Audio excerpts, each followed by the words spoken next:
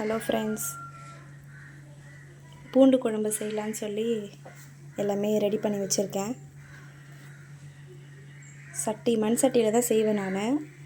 எனக்கு அதில் செய்கிறது ரொம்ப பிடிக்கும். அதுவும் இல்லாமல் அந்த டேஸ்ட்டுமே நல்லாயிருக்கும். ஆன் பண்ணி வச்சுருக்கேன், கல் காஞ்சிட்ருக்கு.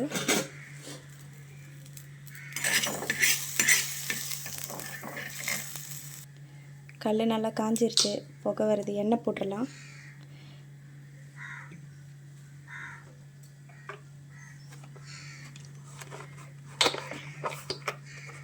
நான் நல்லெண்ணெய் போடுறேன்.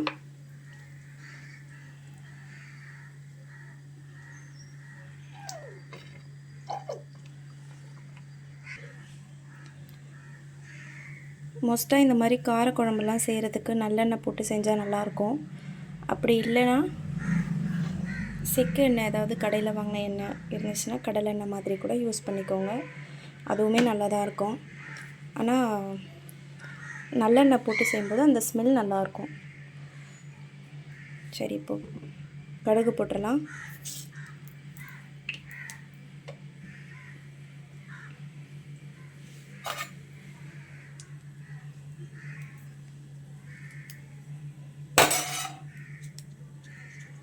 வெந்தயம்,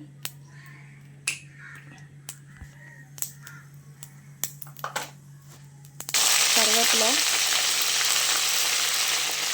கடுகு, வெந்தயம்லாம் போட்டதுக்கப்புறம் அது பொரிஞ்சு வர வரைக்கும் வெயிட் பண்ண வேண்டியதில்லை. ஏன்னா அது கருகிருச்சுன்னா அந்த ஸ்மெல் நல்லா இருக்காது. லைட்டாக சிம்மில் வச்சுக்கலாம்.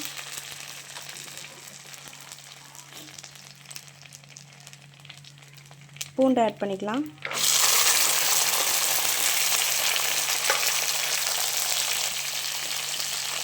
பூண்டு நல்லா ப்ரௌனிஷ் கலரில் வரணும். அந்த மாதிரி வரும்போது அந்த ஸ்மெல் நல்லாயிருக்கும்.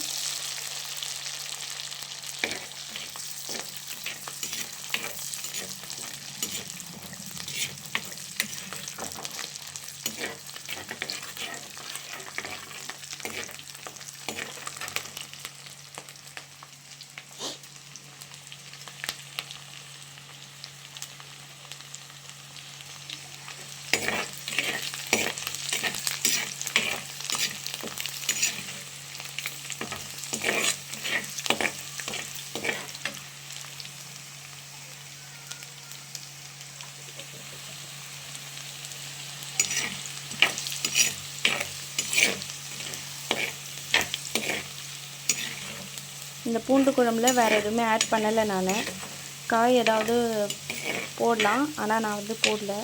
ஏன்னா நம்ம கேஸ் ப்ராப்ளம் இருக்கிறவங்க அந்த மாதிரி பூண்டு அதிகமாக நமக்கு வேறு எதுலேயும் சேர்த்துக்க பிடிக்காது. பாலில் பூண்டு பால் போட்டு சாப்பிட்லாம், இல்லை முட்டை பூண்டு வதக்கி சாப்பிட்லாம். அது மாதிரி பிடிக்காதவங்க இந்த மாதிரி குழம்பு பூண்டு நிறைய போட்டு குழம்பு வச்சு சாப்பிட்லாம். அதனால் பூண்டு நான் நிறைய போட்டு இந்த மாதிரி சாப்பிட்றதுக்கு எங்களுக்கு ரொம்ப பிடிக்கும்.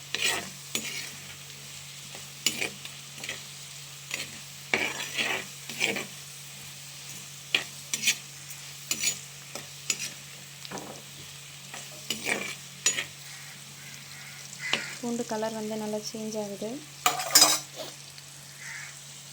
அடுத்து சின்ன வெங்காயம் போட்டுக்கலாம்.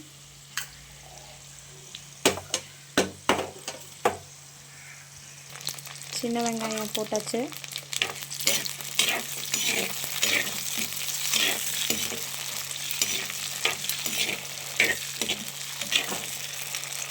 பூண்டு ரொம்ப கலர் மாற விட்டால் அப்புறம் தீஞ்சிருச்சுன்னா நல்லா இருக்காது.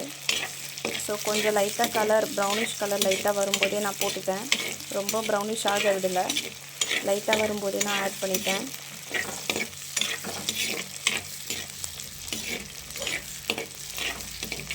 சின்ன வெங்காயம் ஓரளவுக்கு வதங்கினதுக்கப்புறமா ஒரு மீடியம் சைஸ் வெங்காயம் எடுத்து வச்சுருக்கேன், ஒன்று. ஏன்னா சின்ன வெங்காயம் நான் நிறைய போட்டிருக்கேன், அதனால் ஒரு மீடியம் சைஸ் வெங்காயம் ஒன்று எடுத்து வச்சுருக்கேன், அரிஞ்சு வச்சுருக்கேன். அதுவும் ஆட் பண்ணிக்கலாம். இது கொஞ்சம் வதங்கட்டும். சின்ன வெங்காயம் நல்லா கலர் மாறிடுச்சு, நல்லா வதங்கிருக்கு. இப்போ ஒரு மீடியம் சைஸ் வெங்காயம் அரிஞ்சு வச்சுருக்கேன்ல, அதை இதில் ஆட் பண்ணிக்கலாம்.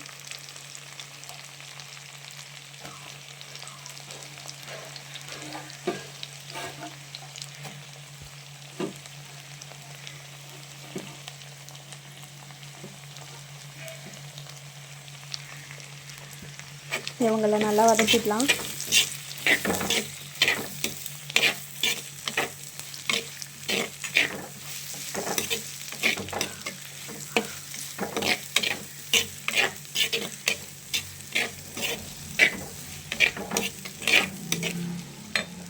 மூடி போட்டு வச்சிடலாம். நல்லா வதங்கட்டும். சூப்பராக வதங்கியிருக்கு. தக்காளி ஆட் பண்ணிக்கலாம்.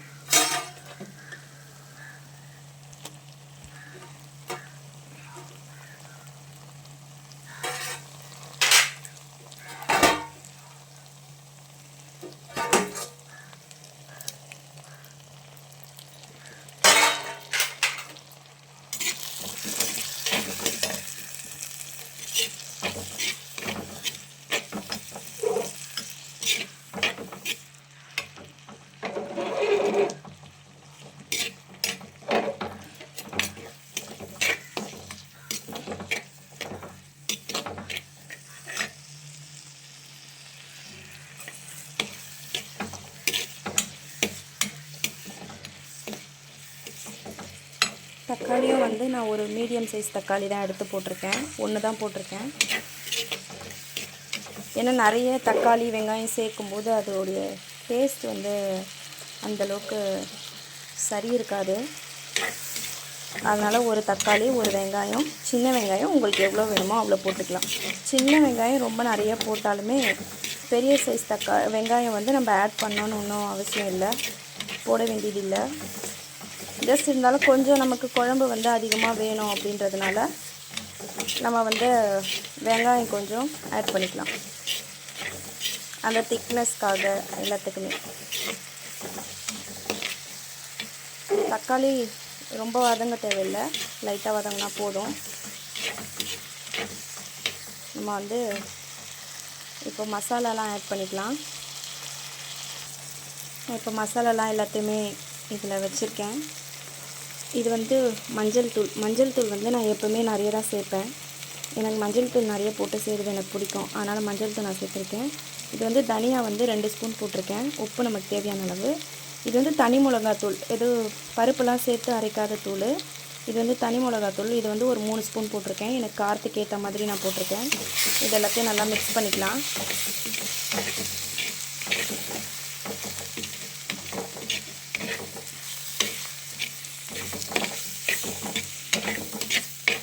ஃபாஸ்ட்டில் வச்சுட்டேன், அடி பிடிக்கிற மாதிரி இருக்குது. லைட்டாக எண்ணெய் போட்டுக்கிறேன்.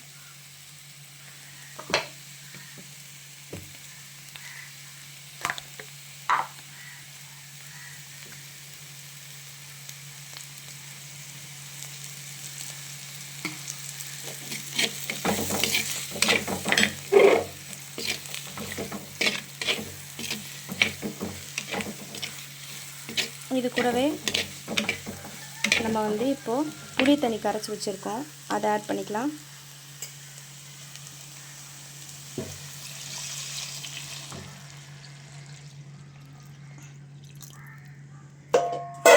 நான் நல்லா 2 டைம் ஃபில்ட்ரு பண்ணி அதில் டஸ்ட் எதுவும் இல்லாத மாதிரி க்ளீன் பண்ணி நான் எடுத்து ஃபில்ட்ரு பண்ணி எடுத்துக்கிட்டேன்.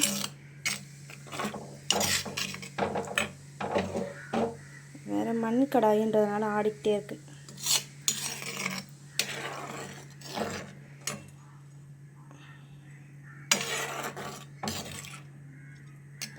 இவங்க நல்லா கொதிக்கட்டும். கொதிச்சதுக்கப்புறமா கொஞ்சம் திக்காகும்போது இதில் வந்து நம்ம இன்னும் ஒரு 2 பொருள் சேர்க்க போகிறோம். அது என்னன்னு சொல்கிறேன். இது நல்லா கொதிக்கட்டும். புளி தண்ணி வந்து ஊற்றுனது நல்லா கொதிக்குது, நல்லா கொதிச்சிட்ருக்கு. இப்போ வந்து நம்ம நெக்ஸ்ட்டு ஆட் பண்ண போகிறது வந்து தேங்காய் பால். தேங்காய் பால் வந்து நான் எப்போவுமே காரக்குழம்பு செஞ்சால் தேங்காய் பால் வந்து ஆட் பண்ணுவேன். ஏன்னா வந்து அது ஒரு டிஃப்ரெண்ட்டான ஒரு டேஸ்ட்டு கொடுக்கும். நார்மலாக இது எல்லோரும் எப்படி பண்ணுவீங்கன்னு எனக்கு தெரியல, ஆனால் வந்து தேங்காய் பால் போடும்போது அதோடைய டேஸ்ட்டு நல்லாயிருக்கும். தேங்காய் பால் போட்டுட்டு தேங்காய் பால் கூடவே வெல்லம் கொஞ்சமாக வெல்லம் ஆட் பண்ணிடணும். அந்த குழம்பு வந்து ரொம்ப டேஸ்ட்டாக இருக்கும். ரொம்ப டிஃப்ரெண்ட்டான ஒரு டேஸ்ட் இருக்கும், நல்லாயிருக்கும். அது மாதிரி ட்ரை பண்ணி பாருங்கள். இப்போ வந்து தேங்காய் பால் வந்து நம்ம ஆட் பண்ணிடலாம். திக்கான தேங்காய் பால்.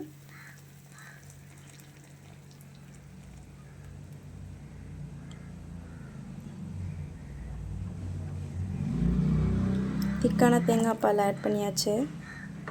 நெக்ஸ்ட்டு இது கூட வந்து வெல்லம் ஆட் பண்ண போகிறோம்.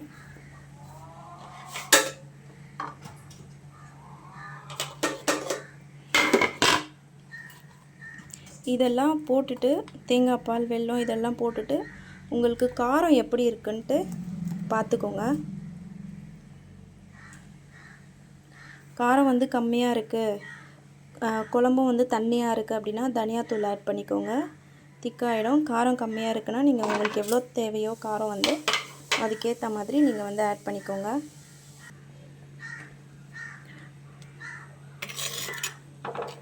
இது வந்து கொஞ்சம் தண்ணியாக தான் இருக்குது. நான் வந்து தனியாத்தூள் வந்து ஆட் பண்ண போகிறேன். காரம் இன்னும் டேஸ்ட் பார்க்கல, காரம் பார்த்துட்டு காரம் பத்தலைன்னா காரம் கொஞ்சம் போட்டுப்பேன். நீங்களும் அது மாதிரி காரம் பத்தலை அப்படின்னா காரம் ஆட் பண்ணிக்கோங்க. எனக்கு வந்து ரொம்ப தண்ணியாக இல்லை, தேங்காய் பால் போட்டதுனால கொஞ்சம் தண்ணியாக தெரியுது எனக்கு. அதனால் நான் ஒரு 2 ஸ்பூன் தனியாத்தூள் ஆட் பண்ணிக்கிறேன்.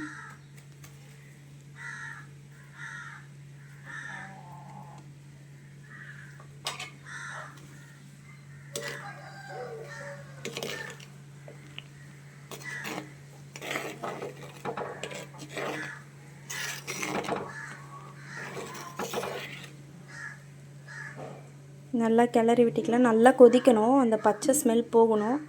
தனியா ஸ்மெல்லு, மிளகாத்தூள் ஸ்மெல்லு இது எதுவுமே இருக்கக்கூடாது, நல்லா போகணும்.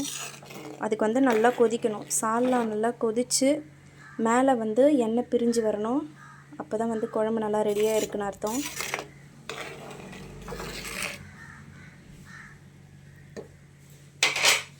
நல்லா கொதிக்கட்டும். அதுக்குள்ளே சைடில் என்னென்ன வேலை இருக்கோ அதை ஃபினிஷ் பண்ணிக்கிறேன்.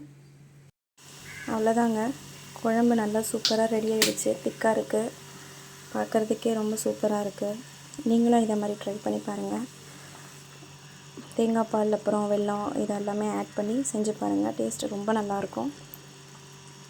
நெக்ஸ்ட்டு வீடியோவில் பார்க்கலாம்.